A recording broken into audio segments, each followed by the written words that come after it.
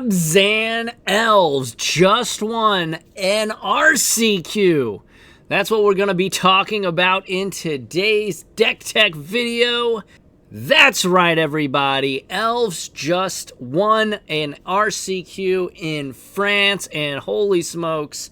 Now, I know I don't play a lot of green, like ever. But with that being said, one of my commander decks is actually Lathril, and I actually really have a soft spot for Elves, and I'm super stoked to see this list win an RCQ. Granted, it was only a 16-player RCQ, but still, winning an RCQ is winning an RCQ, and holy smokes, I'm stoked. Let's get into this deck tech and talk about all the cards and why I believe these card choices are here. It is Abzan, to note. So there is 3 colors in this deck list. One for just one white card. Werefox Bodyguard is an elf fox knight that has flash, and when it enters the battlefield, exile up to one other target non-fox creature until Werefox Bodyguard leaves the battlefield. So it's an O-ring at flash speed, only 3 mana. It's a 2/2. It's an elf, and you can tap 2 to sack it to gain 2 life. So, man, there's a lot to dissect, but let's start from the top. The 1-drops and all of the mana dorks. You got Sentinel Stalwart, which is a 1-mana 1/1. You can tap an untapped artifact or creature you control to add 1 mana of any color.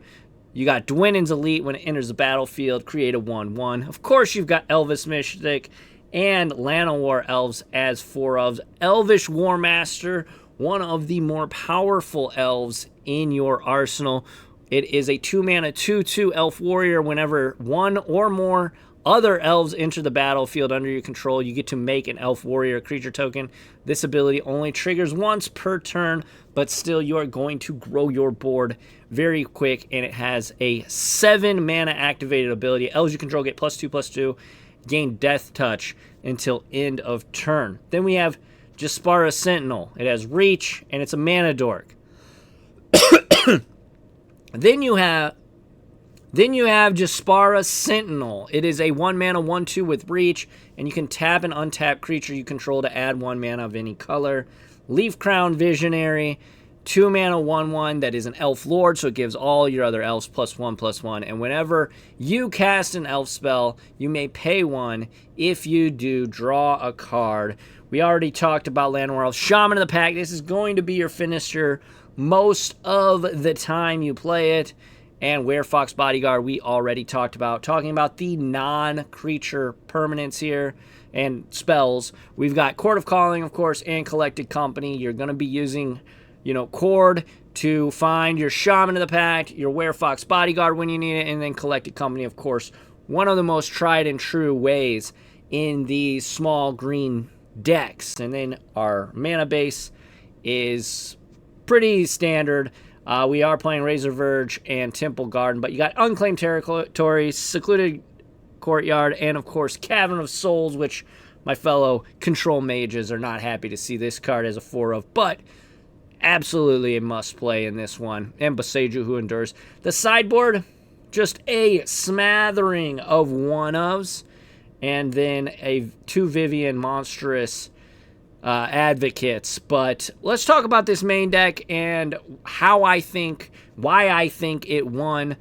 I'm super stoked though. Why are we playing this Stalwart and this Jasper Sentinel? Well, the way that Leaf Crown Visionary works, once you have Leaf Crown Visionary on the battlefield, you need to be able to pay that 1 to draw a card, keep fueling your hand. So I believe that when we are playing these 1-drops that are kind of pseudo-bad mana dorks, you're just using it to tap the Leaf Crown Visionary, potentially, to be able to draw that card every time a creature, or an elf enters the battlefield. That keeps you going.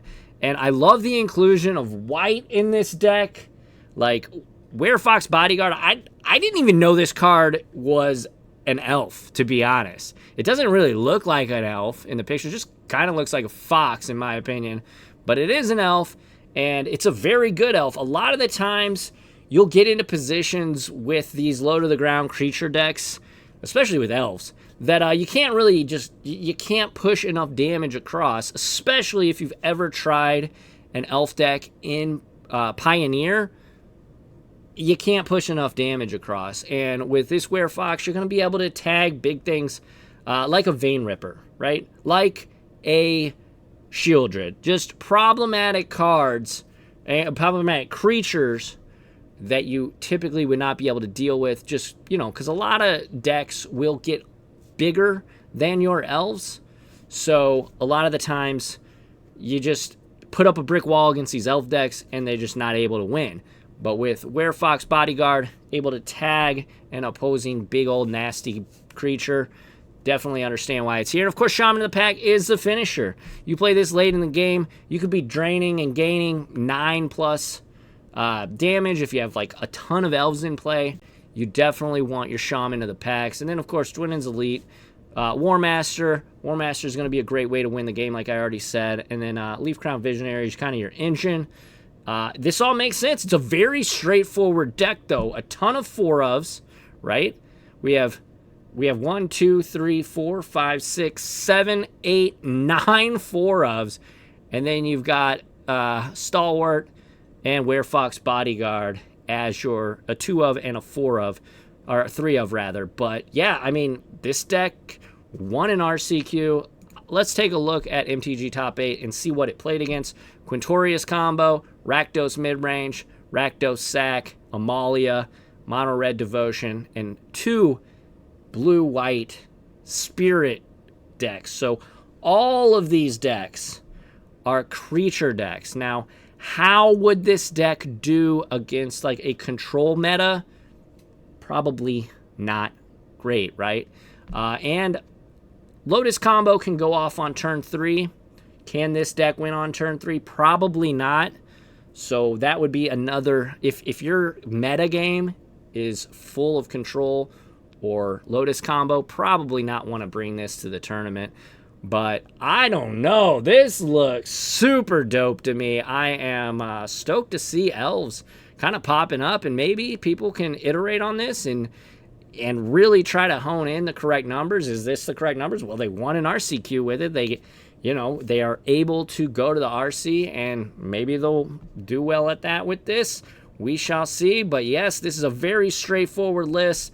You've got Mistcaller as a blue card in the sideboard, but of course, you've got so many ways to be able to make different colored mana. If you have the Unclaimed Territory with the Mistcaller, you just name Merfolk or Wizard and still be able to cast it. So I think the sideboard, you never know about sideboards. You always want to be able to hone it to your specific metagame. That's one thing I always say on my channel and just in general, my general philosophy.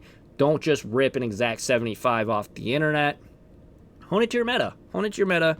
But I'm stoked for this. This gives me hope that maybe more people will be able to iterate on this deck and just riff off this deck, and maybe we'll see different versions of elves in Pioneer. I tried this a really long time ago. I think there's a gameplay video of elves. I think it was Golgari Elves.